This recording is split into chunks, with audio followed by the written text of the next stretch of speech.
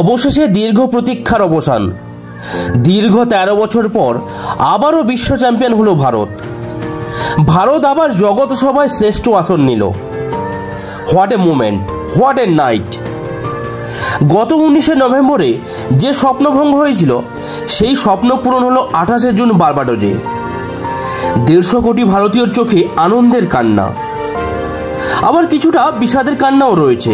কারণ এটা ছিল যে ভারতবর্ষের দুই লেজেন্ড মানে কিং কোহলি এবং ক্যাপ্টেন রোহিত শর্মার শেষ টি-20 ক্রিকেট। এরপর থেকে টি-20 ক্রিকেটে আর দেখা যাবে না এই দুজনকে। তবে বড় প্লেয়াররা হয়তো এরমই হয়, বড় ম্যাচে রান করে ম্যাচ জিতিয়ে ট্রফি জিতিয়ে তারপর সরে যায়। যখন 15 ওভার শেষ হলো সাউথ আফ্রিকার ইনিংসে, তখন 150 কোটি ভারতীয়র মনে সেই 19শে নভেম্বরের স্মৃতি ভেসে আসছিল। হয়তো আবারও একটা 19শে নভেম্বর, আরও একটা স্বপ্নভঙ্গ, আরও একটা ফাইনালে হারের সম্মুখীন হতে চলেছে ভারত। বিশ্ব ক্রিকেটে যে দলটি এতদিন চোকাস নামে পরিচিত ছিল, সেই চোকাস তকমাটি ঘুচিয়ে ভারতের উপর ফেলে দিতে চাইছে সাউথ আফ্রিকা।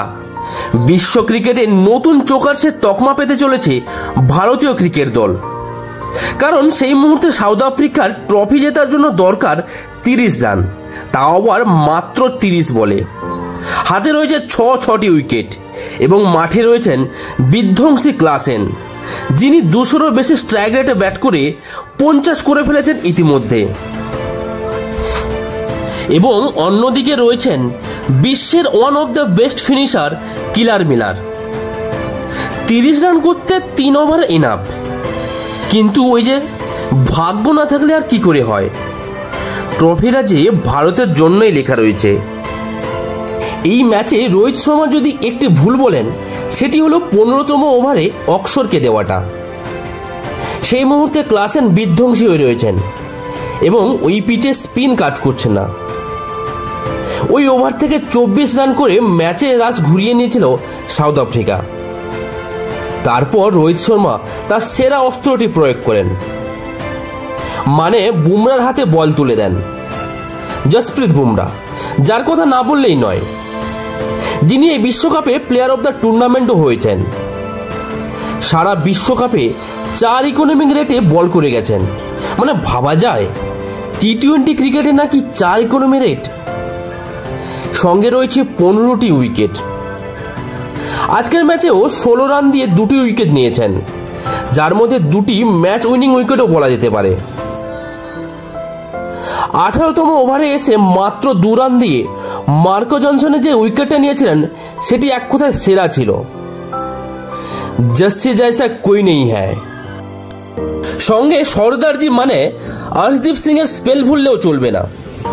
19তম ওভারে এসে মাত্র 4 রান দেন, যেখানে 2 ওভারে 20 রানের দরকার ছিল। পান্ডিয়ার জন্য শেষ ওভারে 16 রান রেখে দিয়ে যান। এবার আসি এই ফাইনাল ম্যাচে টার্নিং পয়েন্টের কাছে। আমার কাছে এই ফাইনাল ম্যাচের টার্নিং পয়েন্ট হচ্ছে হার্দিক পান্ডিয়ার বোলিং। এই কিছুদিন আগে আমরা এই লোকটাকে কতই না সমালোচনা করেছি, কত ট্রোল করেছি, কিন্তু তিনি মুখ বুজে সব সহ্য করে গেছেন এবং নিজের কাজটা করে গেছেন।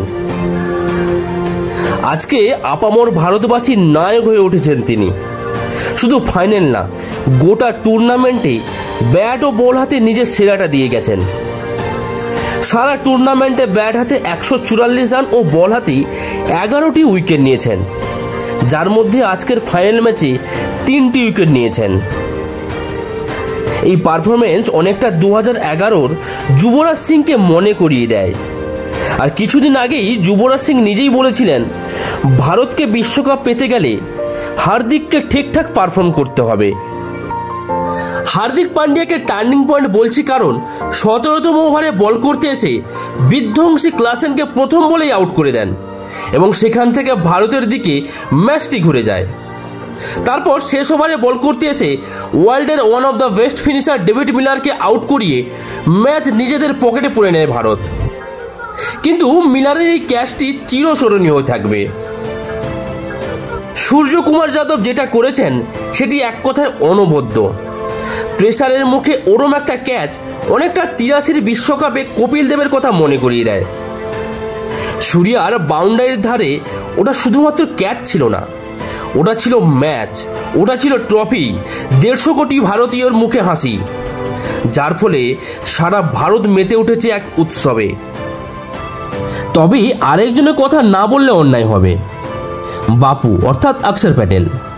কি দারুণ অলরাউন্ডিং পারফরমেন্সটাই না করে গেলেন। আজকে যখন 34 রানে 3 উইকেট পড়ে গেছিল, তখন অক্ষর প্যাটেল এসে ভারতের ব্যাটিং লাইন আপ সামলান এবং 47 রানে একটি দুর্দান্ত ইনিংস খেলেন। সঙ্গে যিনি ব্যাটিং করছিলেন তিনি শুধু ভারতের নয়, সারা বিশ্বের সেরা ব্যাটার কিং কোহলি। এবারের বিশ্বকাপটা খুব একটা ভালো যাচ্ছিল না কোহলির, কিন্তু ওই যে বিগ প্লেয়ার বিগ ম্যাচে রান করেন। এদিন ব্যাট হাতে 76 রান করেন এবং প্লেয়ার অব দ্য ম্যাচের শিরোপাও জিতে নেন।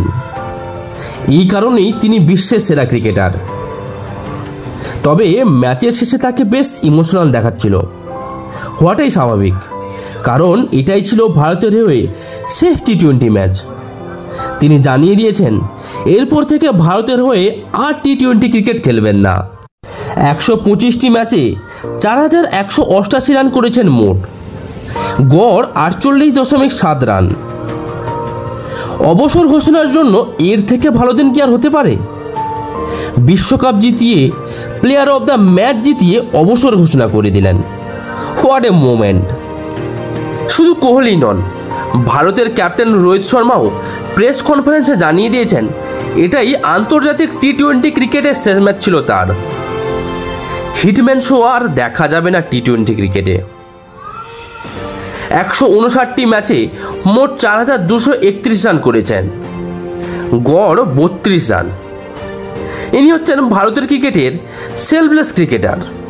কখনো নিজের কথা ভাবেননি, দলের জন্য, দেশের জন্য পুরোটাই উজাড় করে দিয়েছেন এবং দলকে বিশ্ব চ্যাম্পিয়ন করেই নিজেকে টি-20 ক্রিকেট থেকে সরিয়ে নিচ্ছেন। এরম একটা জয়ের মধ্যেও এই একটা মন খারাপের বার্তা। রোকো জুটিকে আর দেখা যাবে না। Will miss you Roko. শুধু রোকো নয়, এই জয়ের নেপথ্যে যিনি রয়েছেন হেড কোচ রাহুল দ্রাবিড়, তার মেয়াদও শেষ হয়ে গেল।